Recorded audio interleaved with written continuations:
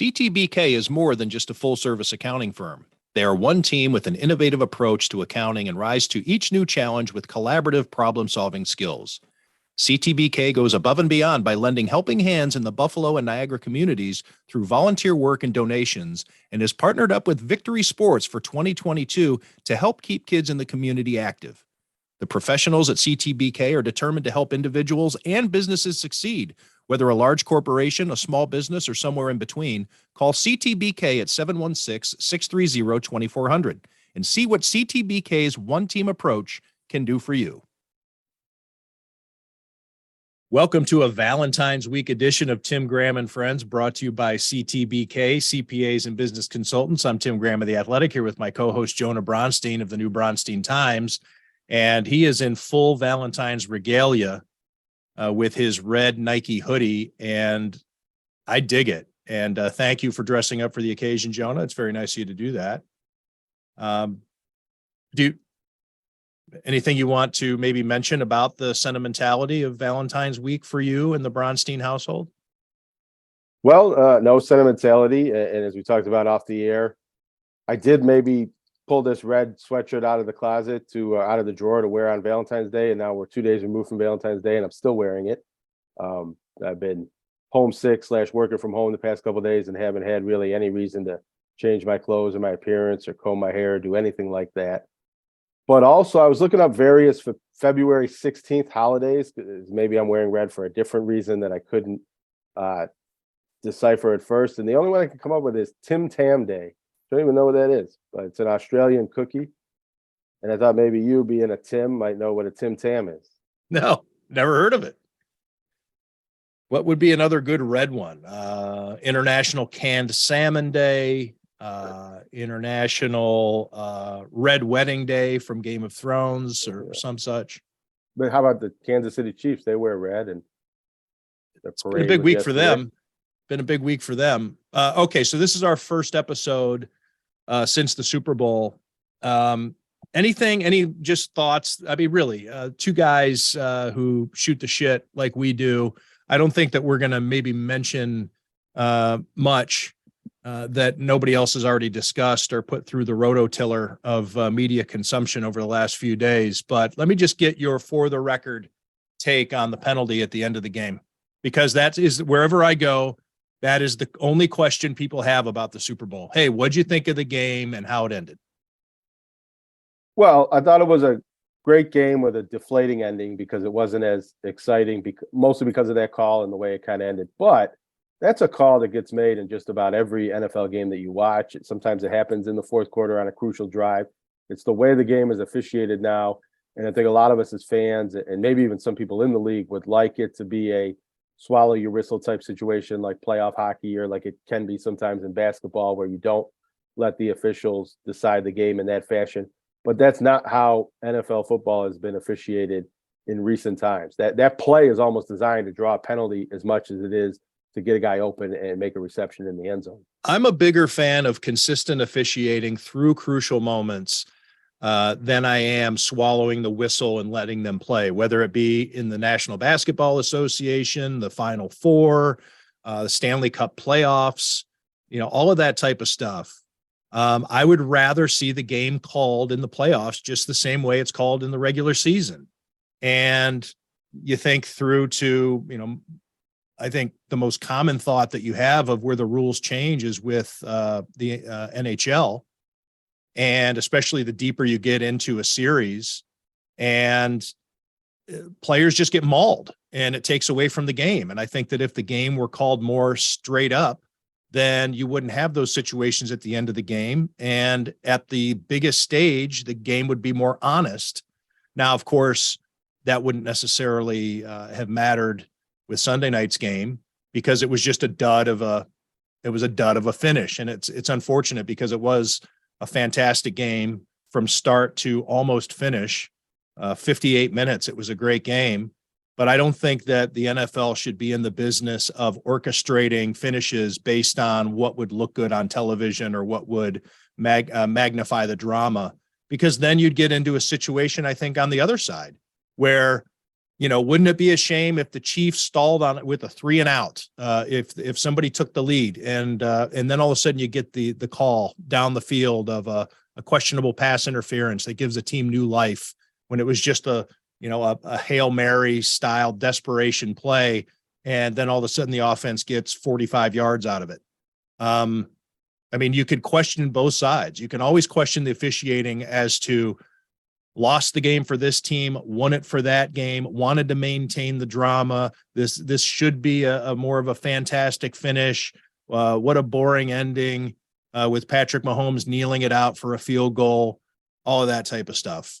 So I know I just spat out a lot of words there, but I think that if you want it, you can't always have it whatever way suits the moment. It should be called the same way. And granted, you can go back in history and find all the times that it should have been called and wasn't. And that to me is more outrageous than having a play called or having a penalty called legitimately at a key moment than having a penalty ignored just because you're supposed to let them play. Yeah, and I do believe a little bit in that let them play and let the players decide things towards the end of the game. I don't know if it needs to be different in the Super Bowl or the playoffs. What about a player getting hacked when he goes down the lane? I mean, that you see that, so that's common. And I know that you're more of the basketball world and you've probably experienced and have a half a dozen examples off the top of your head where a player went down the lane and got hacked, but it wasn't called because, well, you got to make that shot. It has nothing. The defense can get away with murder, and the offense just has to make the play. And sorry if the defense takes liberties and breaks the rules, you got to find a way to pull out a miracle. Yeah, but I think that's pretty ingrained in basketball culture, even playing like pickup style or recreation league or the game 21. If you ever play that game and somebody has 19 points and they're one hoop away, they get destroyed. That's just kind of the way basketball goes, and that you don't really win the game on a touch foul. But at the professional level, you do see that sometimes in the NBA where there are soft calls or borderline calls made towards the end of the game, and there's the same complaints about that the referee shouldn't decide the game. But at the professional level, it's been decided that they don't use robot refs. Baseball's kind of trending towards that a little bit, but that the refs should be like robots. Whatever they see, if it's a violation, they call it, whether it's the first play of the game or the last play of the game, the first game of the season or the last game of the season. And in this case, that is how it played out. I think you could have a conversation about defensive holding and what defensive backs are able to do to wide receivers, and that maybe that has shifted too far in favor of the offense. And this could be a little bit of a talking point for modifying that rule or officiating it a little bit differently. But the last game of the season seemed to be officiated just as all of the other previous games were, and that's the way it should be. I don't think officiating should be an art. I think officiating should be done by the book. And yes, there are several penalties that are open for interpretation and aren't as objective as others, such as jumping off sides or a hit to the head. Even some of those are subjective. Personal fouls. Everything is within the eye of the beholder, and the NFL has all kinds of guidelines that are supposed to be met. They try to streamline these penalties and make them as consistent as possible, so that way it's like a McDonald's franchise. You go into a McDonald's in Albuquerque, and you're going to get the same exact meal that you get when you're in a McDonald's in Dayton, Ohio. They want all their officiating crews to be able to referee those games, but in the same way. But you see, and he does a great job with it, Rick Gosselin, the legendary sports writer who does his officiating crew breakdowns, and he sends them out the days of each game, and he will give a rundown of, okay, this crew is known for calling the least penalties of any crew in the league. They are specifically geared towards letting pass interference go. This crew is really tight on personal fouls, and there are differences. And I think that the NFL needs to get to more of a place of consistency, and that's what they want to do. I think they it's one of the things that really sucks about baseball is that you don't know what a strike zone is from umpire to umpire, and sometimes from inning to inning. But anyway, my main point is I don't think officiating should be an art. These guys have so much to worry about as it is. And in the National Football League, they're not even full-time employees. And they have to manage a game, a tight game, and to then have to expect the official to, all right, you're going to need to understand the situation here and what the NFL would want or what the fans would want. That's the exact opposite of what an official or an umpire or a referee should be doing or concerned with, is what do the people want here? And then you get into, with all the gambling that is available, and, is this guy on the take? Is the league dirty? Is it scripted? Which was one of the big storylines from a couple of weeks ago with Arian Foster. Was it Arian Foster? I think so. I think that's saying that he's even seen these scripts, that everything is scripted. You don't need that. And anybody who looks at it, including the player himself, admitted that it was a penalty. And okay, so I get it. It was against what we wanted to see. That doesn't mean it shouldn't have been called. And I don't know if you have any more to say on that, Jonah, but I only wanted to touch on it because it is the talking point. People don't even want to talk to me about the game or the Chiefs versus the Eagles or Hurts versus Mahomes. They just want to know, and not even from me because I'm a sports writer. That's all they're talking about. When I stop by Elmo's, it's just, how about that penalty? Or what'd you think of this? Or should that have been? And people aren't talking about the game. And maybe that is proof in and of itself that the penalty was sucked. But it was correct, and it's unfortunate, and penalties sometimes happen. Yeah, I think it's also a reflection on how this wasn't a Chuck rule situation. Let's put it that way. No, you know what I mean? It wasn't a blown call. It was the correct call. Right. You want to debate the timing of it, but it wasn't a blown call.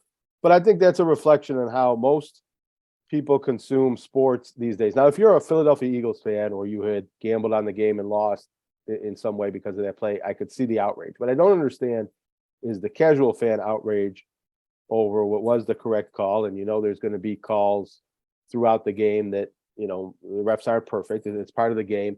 But I think it's where we're at now, where everything is, what are we going to talk about on the debate show the next day, or what are we going to talk about on the TGAF podcast 4 days later?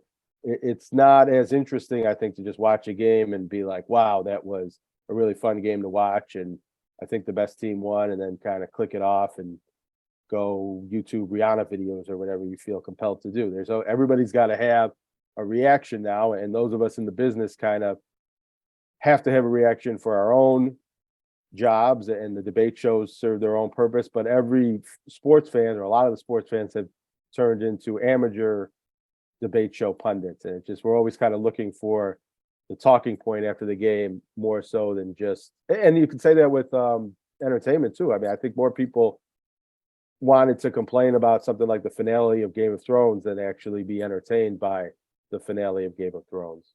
Sopranos finale.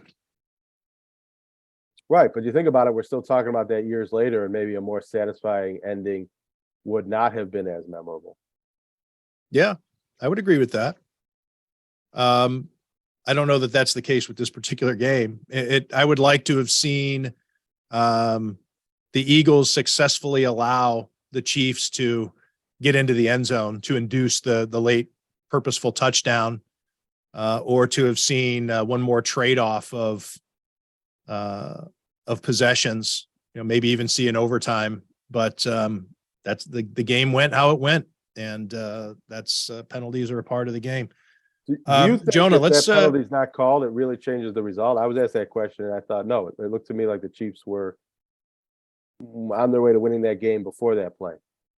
Yeah, that's the other thing too, is it's similar to the argument of Brett Hull's foot in the crease. That doesn't mean that the Stars wouldn't have still won that game, number one, and that was only game 6. The Sabres would have had to have won the next game too. And I think a lot of people remember that call as costing the Sabres the Stanley Cup, as though if Brett Hull gets stopped there, the Sabres win it all. I mean, I know that can't mathematically be possible, but it's almost treated as such, is that the foot in the crease robbed the Sabres of their Stanley Cup. A lot of things still had to happen for them to win, and the Stars would have been going home for Game 7, et cetera, et cetera. The Sabres. Let's stay on the Sabres. They are super interesting still, which is maybe a feat in and of itself. On February 16th, year of our Lord 2023, they are playing meaningful games still, and they are fun. And yes, maybe similar to the ending of the Super Bowl, they came out earlier this week with a dud against the LA Kings, but then come back last night, 7-3 victory at Anaheim. And they are 4 points out of the wild card entering tonight's games. They play San Jose Saturday night at 10:30. That's the next game. But 7 goals at Anaheim last night. They remain super entertaining. Jonah, they changed the lines there with LA and went back versus Anaheim to a more standard lineup. What were your thoughts on Don Granato making that switch to start the road trip? I think something was necessary, some sort of change, because they had they scored 2 goals and 1 goal and 2 home losses built around the break. The first one, last game before the All-Star break, it was chalked up to them being tired, and then coming out of the All-Star break was, we haven't played in 9 days. We weren't sharp, or we weren't fresh enough. Fresh is what Don Granato said, even though that might not be what he meant. So the offense had been struggling, and they're not a team that was averaging 4 goals a game like they were for most of the season. So something maybe had to be tweaked. But the top line had been so good together that taking Tage Thompson, the team's all-star player, off the top line and not being the number 1 center anymore didn't seem like a sustainable switch. And they moved that back to Thompson being on the top line, and there's been some shuffling on the lines below, but it's settled in. I think it settles into being very close to the lines that they had before this road trip, when they maybe come off of the road trip. But putting guys with different guys and guys in different roles to try to jumpstart and spark some better play is something that I think has some value, and we might have seen it last night. And we've seen a trend throughout the season where Kyle Okposo tends to stay on the fourth, or tends to be on the fourth line more often than not. But when the Sabres need a spark, he's been moved up to the top line for a period. He's been moved on to the second or third line. And having him on a line with some of these younger, struggling players has gotten them going. And we saw another example of that last night. What about the goaltending? And this is obviously a big question. Eric Comrie last night gets a victory, but 3 goals allowed. Some harrowing moments, particularly in the second period. Craig Anderson the night before did not look like the usual Craig Anderson. And of course, you're going to get that, I think, with a player of his age. I think you can't expect him to be, elastic man and just bounce back whenever he's called upon. And UPL, well, anyways, we have 3 goaltenders for the Sabres, and still seems to be like some sort of derby with everybody jockeying around. Sabres fans would love for there to be a goaltending trade of some kind, perhaps to shore up that position. And I talked with Chris Baker about that for a Satchel that I did at The Athletic.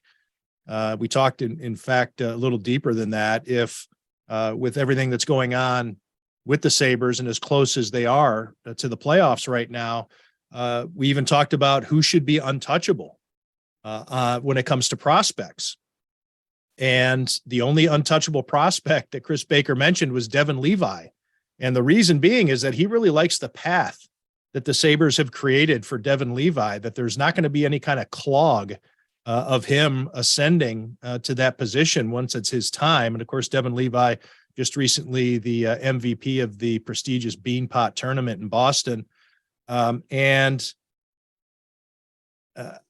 You're around the team a lot.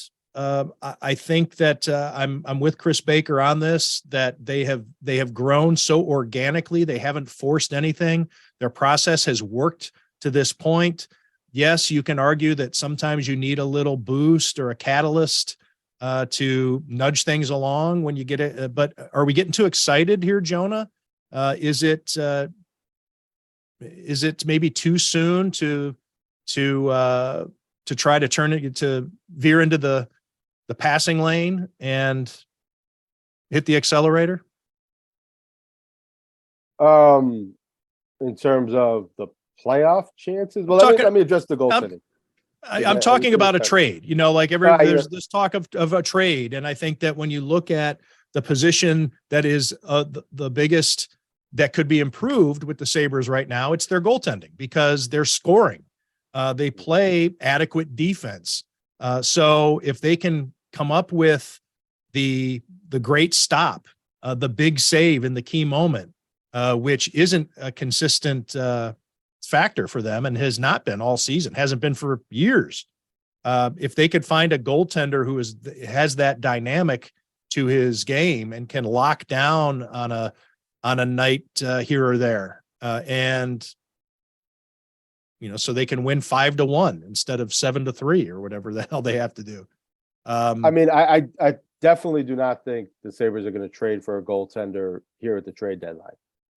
I don't think they're going to make a major move for a goaltender in the offseason, although that's a little more likely maybe if they identify someone they really want. And if Craig Anderson retires, they might have, some need for another goaltender. But I think they're going to the end of the season with the 3 goalies they've got. In fact, one of the issues that they've had from a roster standpoint is trying to squeeze 3 goalies onto the roster and playing all 3 of them. And they've had to, get rid of Vinny Hinostroza and put him down in the minors.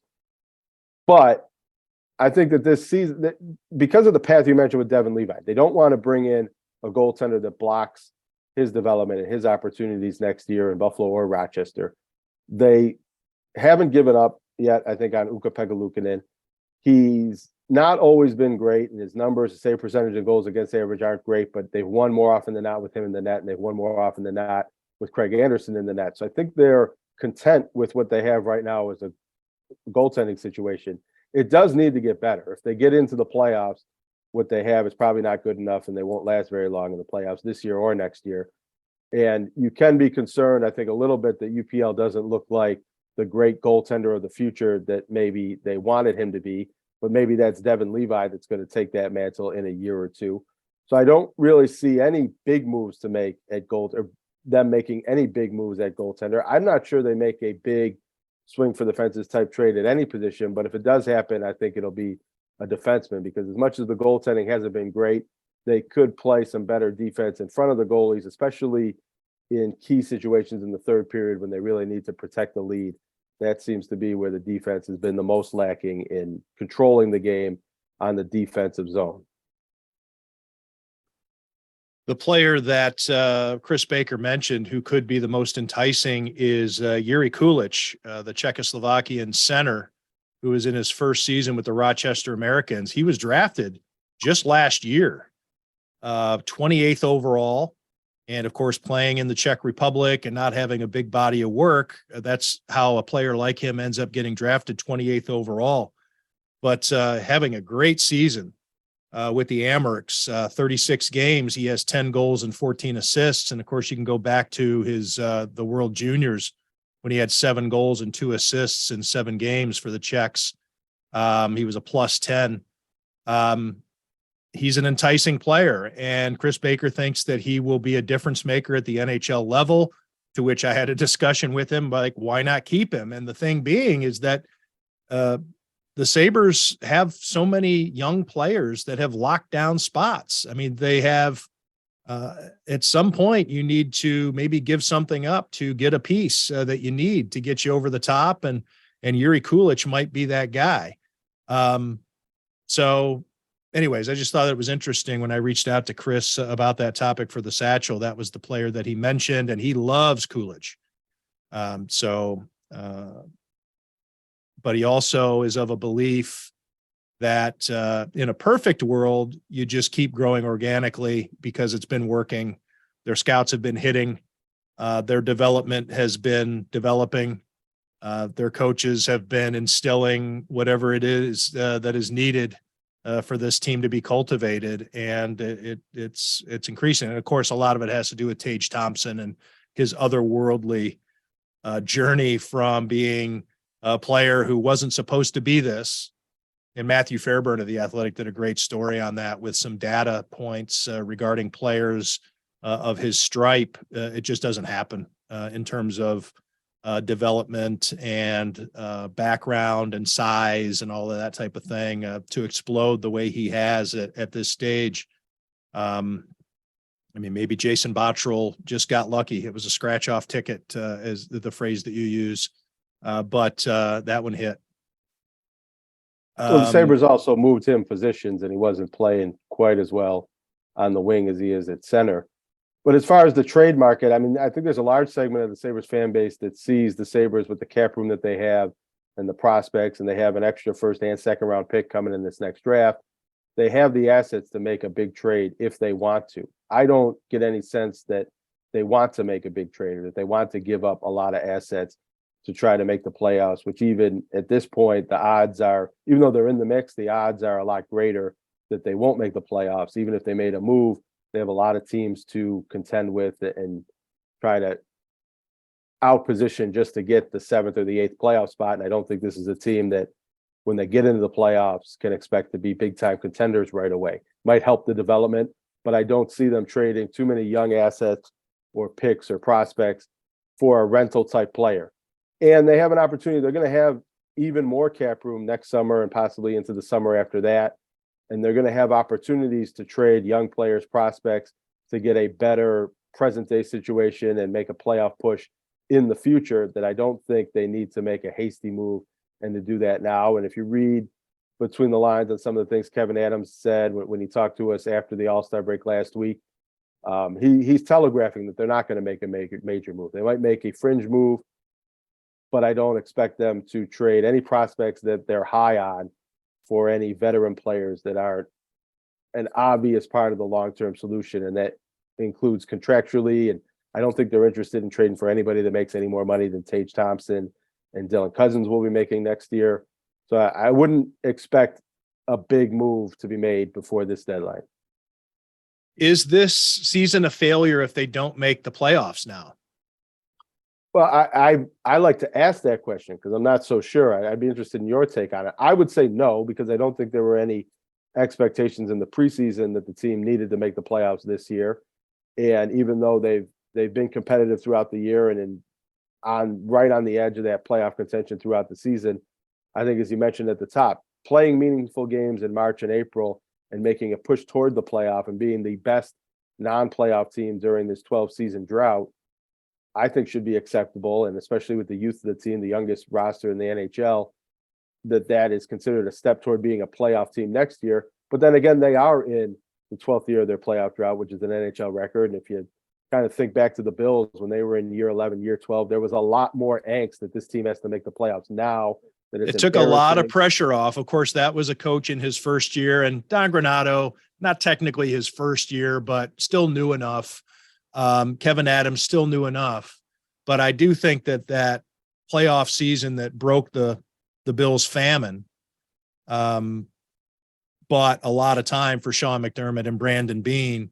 Although, and this is another Satchel question that was asked, a reader wanted to know, if Brandon Beane doesn't have a great draft, will he be fired or should he be fired? And part of my response was, you have to keep in mind the mentality of the person who would be making that decision. Terry Pagula, this guy's been sick of walking around in the sports darkness forever. He bought a team that had the longest playoff drought in franchise history. He's now overseeing the longest NHL postseason drought and the longest in franchise history. And he seems to have hit on his coaches for the first time. You know, Rex Ryan is finally just now getting back into the NFL after he was heralded as a great hire, by myself included, by Terry Pagula when he took over the Bills. Well, Russ Rex Ryan is now getting back into the NFL as the Denver Broncos defensive coordinator after 7 years of being out of the game, 6 years, I guess it is. He finally got it right with Sean McDermott and Brandon Beane. I think he feels like he's in a great spot right now where he's finally gotten it right with Don Granato and Kevin Adams. They don't need to make the playoffs this year to prove it to Terry Pagula. I think that Terry Pagula is thrilled with where both teams are trending right now. Yeah, I agree. And I think maybe we got to question the mental state of some of the people that ask these questions or raise these topics on Twitter. Are they just chaos agents, or are they some people that just want to be provocative or are never happy? I want to state, if you want to take a look at my mailbag questions, all of them are there. I didn't just cherry pick the negative ones. There were not any questions in there about, hey, Tim, what isn't that a great season that the Bills just had? What was your favorite part? Or can you tell us about the inside story about what a marvelous finish they had despite all of their setbacks and potential tragedies that they were dealing with? It was Ken Dorsey's got to go. Leslie Frazier's got to go. Sean McDermott's got to go. Brandon Beane should be on the hot seat. Overhaul the scouting department. His scouting department is loaded with former and future and has been former and future general managers and guys who interview for general manager jobs. He has a cabinet that probably 29 teams would love to have. And one of the questions was about overhauling the scouting department because of day 2 misses. And of course, I mean, that's a bit of a fallacy. There've been a lot of day 2 hits. There've been a lot of day 3 hits too. Anyways, I think that both organizations are doing wonderfully right now. And, but I do fear that if the Sabres don't make the playoffs, there is going to be a lot of angst from the fans because it's close and they get there and they want it. And I think that they've seen, and I think that it's also such a common patch to look at a team like the Sabres and say, it's obvious they need goaltending help. And you can go back to the offseason, you can go back to last season and say, why haven't they done something about the goaltending? And if they fail down the stretch, it's probably not going to be from a lack of scoring goals. It's probably going to be goaltending. And I could see the fan base saying, see, we would be in the playoffs right now if Kevin Adams would have just done the obvious thing and shored up the net minding on this team. Well, yeah, I just don't know if is there really the veteran goaltender on the market that they can get that is going to make the difference? I don't know. I mean, you can look back a couple of years ago and they should have re-signed Linus Ullmark, and he's now one of the favorites for the Vezina Trophy, and maybe he is the goaltender that this team needs. But I think they made their decision years ago, and they're still in the process of this, of letting UPL develop and bringing in Devin Levi. And before that, Eric Portillo was the prospect goalie that they were excited about, and not blocking that path and waiting for that goaltender to develop organically and relying on Craig Anderson, who's been pretty good. He's just at his age, not reliable to play more than once a week and hasn't been as good maybe in his last few starts as he was earlier in the season. But I think you do bring up, or there's maybe an interesting parallel to be drawn with the Bills and the Sabres and their coaching staffs, which are in different phases of development. But I think, Don Granato's done a tremendous job, I believe, over the first coming in as an interim, the job he did in turning around the culture very quickly. Then I think he did a good job last year with a team that lost a lot of games, but the vibes were good and there was a lot of good feeling coming into this season. And a lot of that good feeling has continued, even though there's still a team that probably is going to finish out of the playoffs. But I think you see a lot of progress and a lot of excitement over what they're building, and the players seem to like playing for him. He's put in a system that's high scoring and fun to watch, and he's very transparent in the way he talks to the media. I mean, I have no criticisms of Don Granato, but knowing how hockey is and the NHL is, I mean, maybe you can explain this better than I can, but it does seem to be like one of these situations where Don Granato is the coach that gets the Sabres to a certain level, and maybe there's another coach that comes in and puts them over the top in a year or 2 or 3.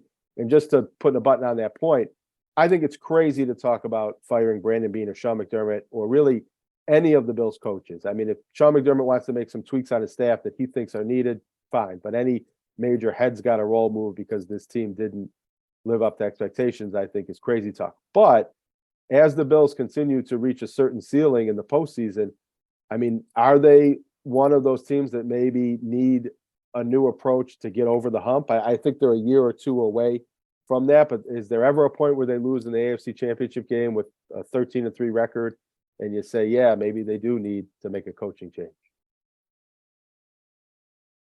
I guess it could get to that point. I mean, Is especially if football there's different. That doesn't especially happen if a there's lot in friction, you know, if there's some sort of friction, if you start to see Josh Allen saying things out of turn about Sean McDermott, I don't think that's ever going to happen because Josh Allen's not that kind of guy. But wait, maybe we should let this. You want to talk about Stefon Diggs a little bit? Yeah. Well, because I just wrote a story for WIVB.com, which was essentially aggregating and recapping all of the national interviews that he did. And one thing he said that I found interesting, and I do think there's multiple contexts here, because there was a question about Justin Jefferson, and he was asked about Justin Jefferson, and he praised Justin Jefferson and said he had a great year.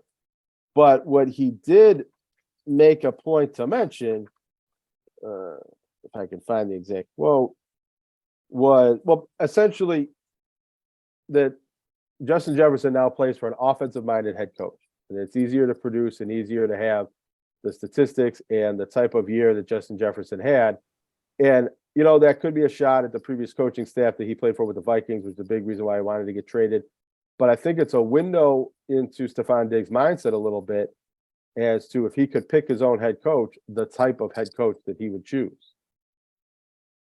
Yeah, I could get into that. I do believe that he's frustrated, and we saw it. We saw it in the Browns game that was in Detroit. He's had blow-ups on the sideline. He's been doing it on the field. Even in the Cincinnati game early, what I thought he was almost showing up Josh Allen during the game when he was telling him to get the ball up, meaning the ball was too close to the turf. And he was just like really yelling at Josh Allen on the field. This wasn't even to the sideline yet.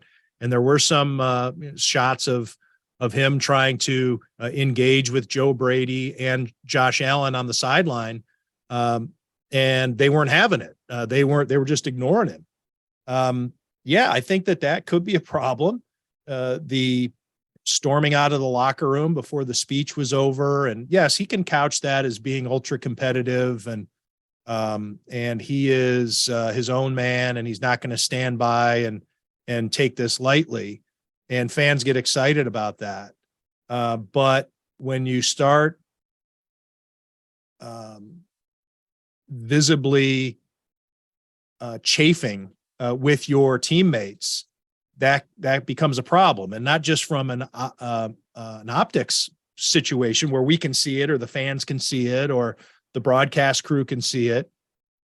You know, it's something that has to be handled, and it needs to be handled deftly, and it can be handled, and teams do it, but sometimes it becomes a problem. Teams can't handle it. Sometimes it becomes where the friction just becomes too hot, and guys don't see eye to eye anymore, or you have a blow up and there's an apology afterwards or a meeting of the minds afterwards. It happens once, but then it happens again 2 weeks later. And okay, there's a meeting of the minds again. And then it happens another week or two later. And then it's like, all right, this is getting old, man. We got to stop having these conversations. And that might not be necessarily a Stefon Diggs problem. And maybe it could be a Josh Allen or a Ken Dorsey or a Joe Brady problem. I don't know. I can't say. These guys aren't ever going to talk about it. They're only going to throw bouquets at each other's feet. It's what we saw all throughout, you know, Randy Moss's career and Terrell Owens' career. And, you know, Terrell Owens always has that retort when people say he was a bad teammate. Who says I'm a bad teammate? Well, nobody really was saying you're a bad teammate because they need to keep you happy. Donovan McNabb and all these guys and Tony Romo couldn't afford to make you upset. So that's a bit of a loaded question to say who's saying that I'm a bad teammate. But it always kept coming out that he was a problem, and it's why he played for so many different teams. Well, the thing I find interesting with Diggs, just interject real quick, is that Yeah. We hear what he says, and we've had these conversations on the podcast and off the air that, the Bills are a good team and probably don't need to make many changes in the coaching staff and the roster structure. But Stefon Diggs sounds a lot like these fans that want to see a lot of changes. And so I just wonder, he's, the second or third best player, the second or third highest paid, most important player on the team. And if he feels like something needs to change, how many more other people on the roster and within the organization have that same angst about, this team has been a Super Bowl contender for 3 years now and hasn't broken through to that game. Another comment Stefon Diggs makes to Sports Illustrated: we've been at it for 3 years, so kind of getting to the point where, hey, what are we doing now? We got to try and make this thing make sense, figure out what's what. And that sounds like a lot of Bills fans that feel like somebody needs to be, a head on a stake, and some changes need to be made because the season that they had wasn't good enough. I don't know specifically what Stefon Diggs wants to see change, but he doesn't sound like he'll be too thrilled if everybody comes back in the same roles with the same mindset as they did toward the end of the season. Yeah, he's 29. He'll be 30 in November. So during this next season, he'll be 30. And he does see a receiver in his old role in Minnesota taking up the mantle as the star. He's the all-pro now. He's the standard bearer. Stefon Diggs was at that spot a couple of years ago. Maybe he's crested. And maybe he knows that he only has so many more kicks at the can here.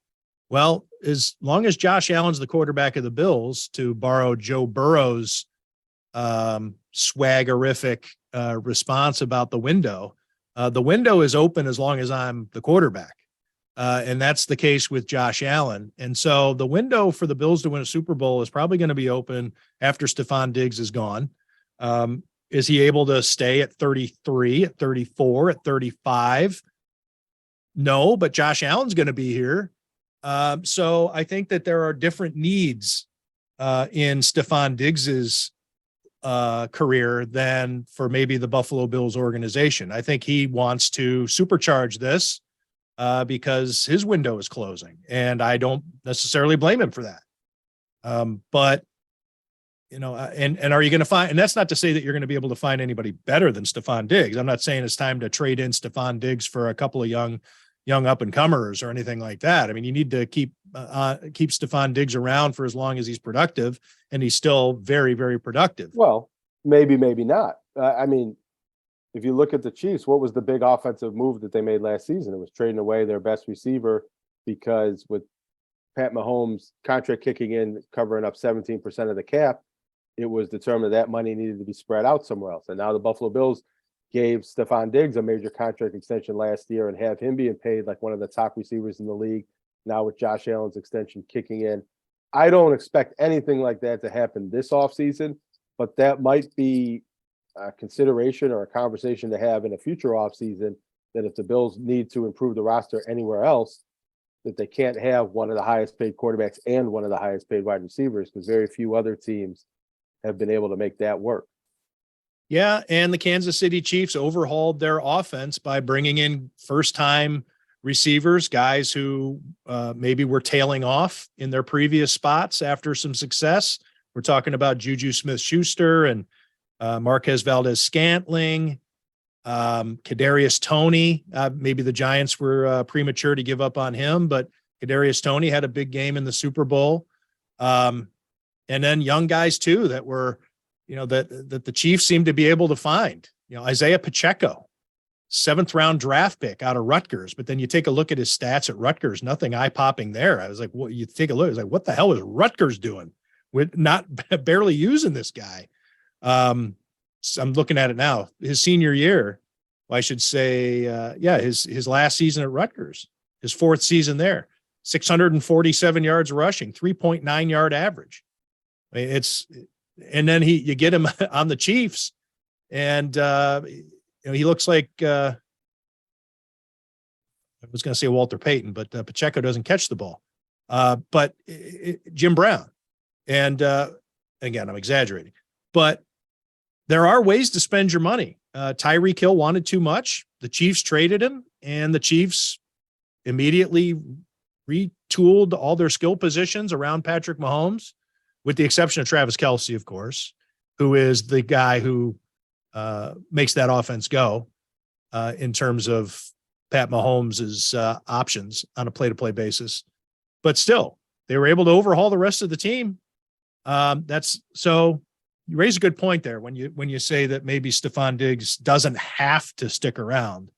But I don't think that the Bills have a Travis Kelce that they can rely upon to be the nucleus of that offense to go along with Josh Allen. I think that Stefon Diggs is I think that Travis Kelce is a much safer bet to do that with your offense than a Stefon Diggs. That's for sure.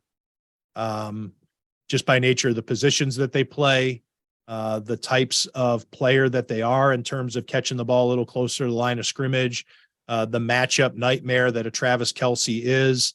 Not to say that Stefon Diggs isn't a brilliant wide receiver, but there are cornerbacks all around the league whose job is to guard number one receivers. Teams defenses just don't have guys they haven't been able to figure out how to guard guys like Travis Kelce, Rob Gronkowski, George Kittle. I mean, they're just it's why the position's so much fun to me anyway, is because they can be so dominant and borderline unstoppable. And with Diggs, there's dead cap money in his contract that you really can't trade him now and probably not even next off season. But the contract that they gave him puts him in a position where they're not going to have a lot of cap room to add weapons around him. He's probably going to be some version of double team. And, I think they need to square and get this to the point to where maybe his production dips, but that allows other players on the offense to flourish. Or maybe the Bills, I think what he wants is Josh Allen to force it into situations where he covered maybe a little more often. And maybe he's done that at various points in time over the years and didn't do it quite as often after his elbow injury in the second half of the year. But something needs to budge there. Stefon Diggs either needs to be more accepting of the offense and his role in it, his place in it, and where it goes. But Stefon Diggs always says that he wants all the other guys to get the ball too.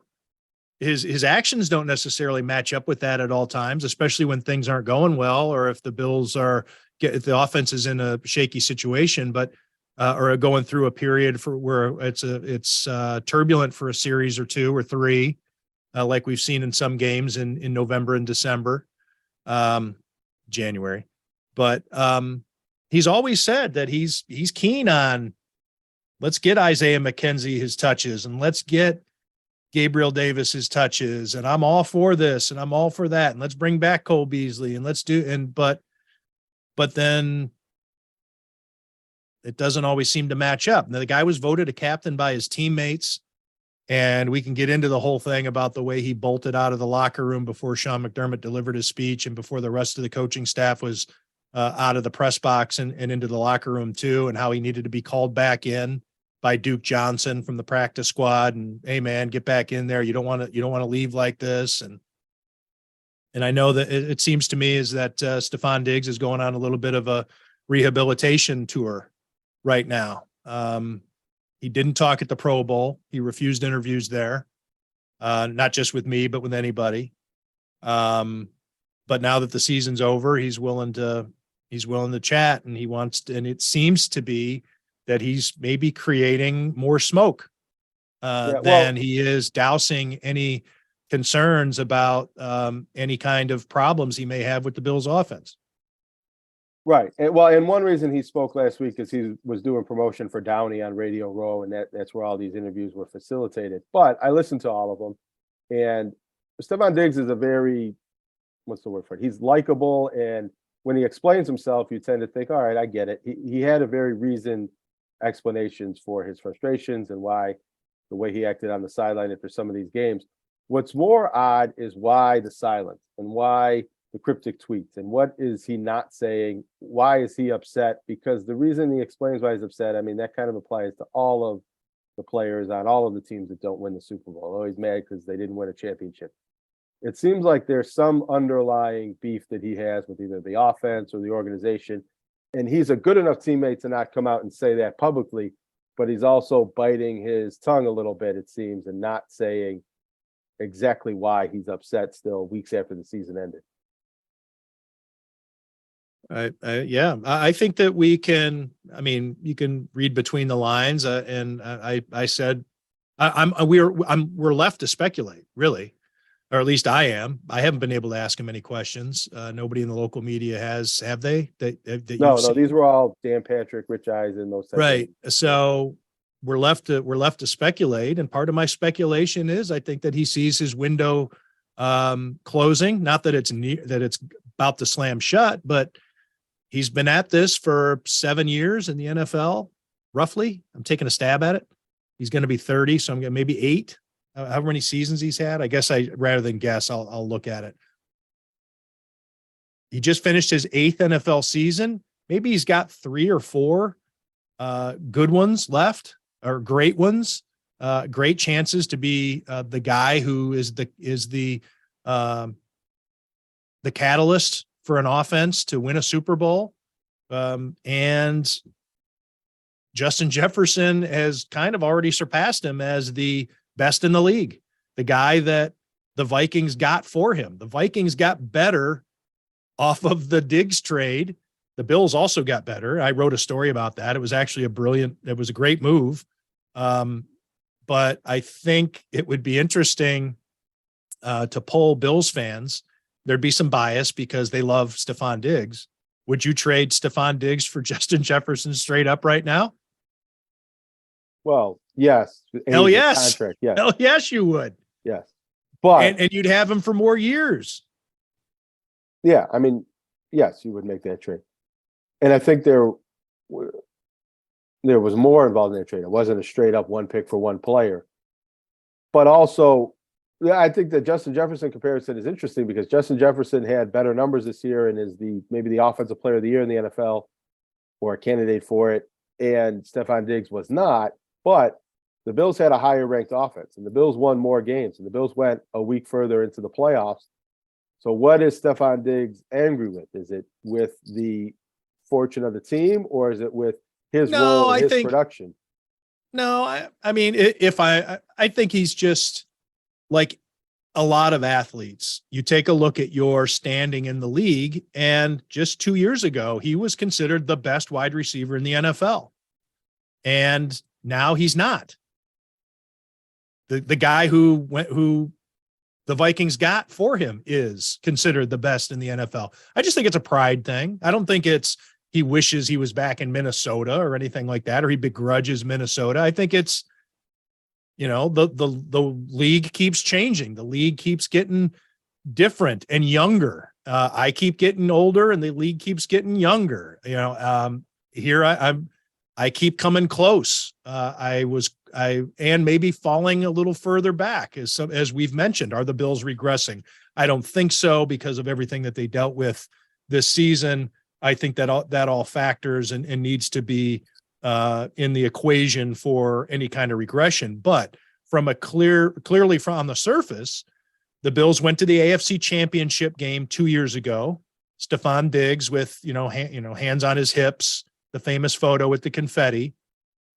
There was 13 seconds last year. They were 13 seconds short of repeating and going back to the AFC Championship game. So they regressed because they only made it to the divisional round. And then this year they get to the divisional round and were beaten soundly for 60 minutes. So you can say each step of the way, since Stefon Diggs has gotten here, the Bills are sliding back in terms of their vantage point on a Lombardi trophy. It keeps maybe dipping below the horizon a little bit more every year he's been here, as opposed to coming closer based on things that you want to talk about when you forecast a team and what they've learned from the season before. Oh, they have the experience. They know what it takes. Sometimes you have to lose. You have to learn how to lose before you learn how to win. All those sports cliches and adages. Well, now they know what they need to do. Now they know the team that they need to beat. Now they need to gear up for Mahomes. Now they need to, and all these things that you can do to get better, that you're supposed to do for those teams that come close and then get over the hump.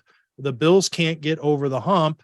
And I can, if Stefon Diggs is a human being, then he's going to look at that and get anxious. as he's about to turn 30. And that maybe that's a lesson for the Sabres and Sabres fans to not totally expect that age and experience and development and linear progression is going to happen, that different challenges arise as you get closer to reaching your goal or as you get older and people start making more money. But one thing with Stefon Diggs that I looked up today that I also thought was interesting. So he had mentioned a few times that things change after week 9. He said that they didn't have the same recipe and formula for winning after that week 9 is what he mentioned. Now you'd have to look at it. Does he mean week 9? Does he mean game 9? And if you look at game 9, that was the Minnesota game where he actually had a very productive game. The offense was very productive, but they happened to lose on some wild, wacky plays that happened in the fourth quarter. But if you split the season after that point, Stefon Diggs' production goes significantly down. I had the numbers in front of me, but I don't have them anymore. But it's like 3 or 4 less targets and catches per game, a lot less yards. But the Bills' offense through the first 9 games averages 27.8 points per game. Through the next 9 games, including the playoffs, 27.7 points. Through the first 9 games, the Bills are 6-3. Second 9 games, including the playoffs, 8-1. The only game they lose in that stretch is the playoff game. So from an offense and a team perspective, they didn't really get any worse. But their number 1 receiver was less productive, and that seems to be where a lot of the frustration comes from. And yeah, so I think that that's pretty indicative, and those are great numbers, Jonah. I didn't know that. And so they're still winning, and in fact, winning more on a percentage basis, and he's getting more and more upset. And still scoring. And we saw it with our own eyes. He had a season, or he had a career high 11 touchdowns. He averaged 89 yards a game, second highest of his career. He was second team All-Pro. He did get voted to the Pro Bowl, whatever that's worth anymore, but he was second team All-Pro. He had a great year. But yeah, it doesn't feel that way based on how it was left and the messaging, I think, that's coming from him over the, and when was the last time we heard from him? I think after the Thanksgiving game. I don't know that he spoke after a game. I don't think that he did any news conferences or did he have his Wednesday news conference? I mean, look, I cover the visiting remember. locker room on game days and I don't cover him on the road, but I don't think he spoke in the last 5-6 weeks of the season, at least after a game. And that's another thing. He can quiet some of these doubts and wondering what he's upset about by talking after a game and say, it's okay if I only catch 2 passes, but we won. Because there were a couple of games where he didn't speak after, and I think one where he seemed to leave in a huff that the Bills won. So it's almost like a basketball player that, you got to score 30 points and win. And if the team wins, but you only had 15 points, well, that's not good enough. And it seems to be a little bit of that reaction. I think you probably get that with a lot of the best wide receivers in the NFL, but we're seeing it up close here in Buffalo. And I think that's what you get when you trade for a superstar receiver who wanted out of his previous team because he wasn't getting enough attention and targets and credit in their wins. And I don't think you should be surprised that that's happening again here in Buffalo. Yeah, those are great points. I had another Stefon Diggs point I was going to make, but it eluded me. Well, I think you mentioned there was a game where he spoke after and he talked about not passing the ball enough. Oh, right. What game that was? Yeah, that was after, I believe that was the game. It was in Detroit. I remember being in the Detroit visiting news conference room. So I'm not sure if it was the Thanksgiving game or if it was the Browns game. I'm guessing it. I think it was the Detroit game. Yeah, and he was talking about, wasn't happy, and he didn't. He was talking about Josh Allen's body language. He was talking about how he's concerned about Josh Allen's body language, and we're running the ball more. We're trying to figure things out. He was. It was hard to say he was throwing shade. I think that if he said those same things now, it would sound like throwing shade. But at the time, this was a guy who was talking every week. He was talking after games. He was engaging. He was being his usual eloquent self, really easy to like when he talks. But then when he gets sullen, and then these little things start sliding out. I think it does him a disservice because, as you said, he could get out in front of a lot of this stuff or dispel a lot of it by just having a chat every now and then with a reporter. Or a group of reporters. It doesn't have to be a news conference, but he's doing these things for pay.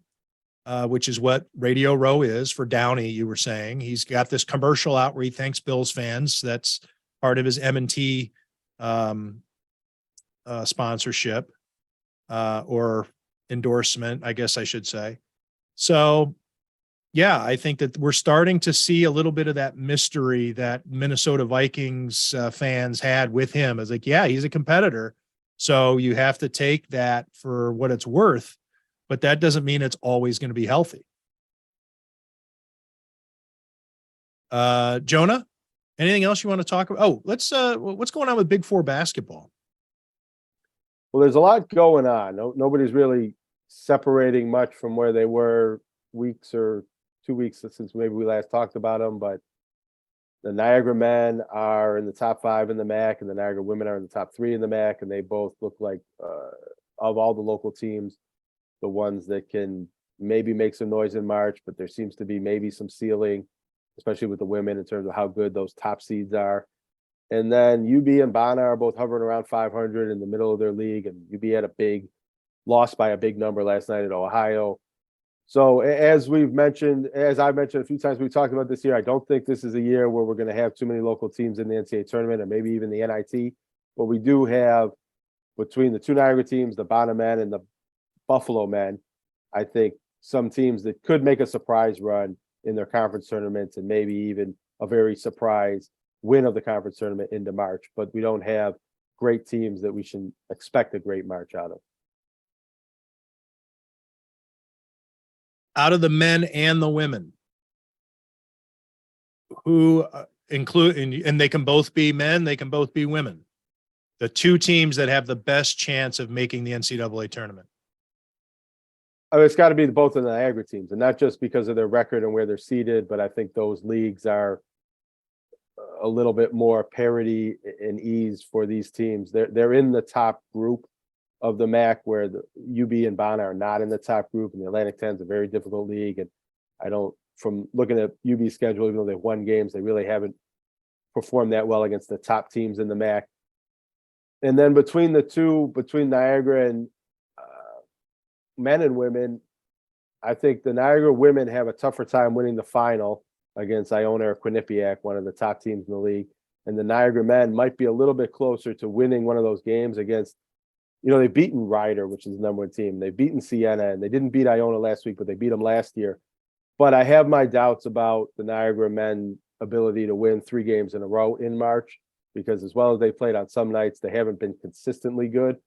But if I had to pick a team, I think it would be the Niagara men. I think if they get hot and they can find their best game 3 nights in a row, they have the potential, and I think they can play with all of the teams. So I think that might be, if I had to pick a team. And also the Bana men, I don't think they're going to do it, but you really can't count out Mark Schmidt with a somewhat competitive team, coaching that team up and making a surprise run to the A-10 championship game, as he's done before with teams that have been counted out. Well, Jonah, thanks for this. And thank you for joining me and finding the time on National Archbishop Janani Luwum Day. And I know that that's more of a morning tradition for you, but also National Almond Day. Oh, nice. February 16th is, wait a minute. Is it Fat Thursday? I've never heard of Fat Thursday. I've heard of Fat Tuesday. Right. Fat Thursday. Maybe this is fat everything because it's the week. Is it Fat Week? Does Lent start next week? I don't know. You're a good Catholic. I know we're coming up on President's Day. So is it President's Week, or is that next week? It's also World Anthropology Day. Okay. Well, we had a good time. Jonah. NBA All-Star Weekend. Is that a holiday weekend? Not for me. Okay. Thanks to everybody out there for listening to Tim Graham and Friends, brought to you by CTBK, CPAs and Business Consultants. CTBK is more than just a full-service accounting firm. They are one team with an innovative approach that takes on each new challenge with collaborative problem-solving skills to provide creative solutions for their clients. Based right here in Western New York, CTBK is a champion for your business in our community. Additionally, CTBK goes beyond tax and attest services by offering a wide array of consulting and outsourced solutions tailored to meet the unique needs of your business, allowing you to focus on your operational and long-term strategic goals. Whether you're a large corporation, a small business, or somewhere in between, the team at CTBK is determined to help you succeed. Visit ctbk.com or call 716-630-2400. 716-630-2400 to learn how CTBK's one-team approach can work for you.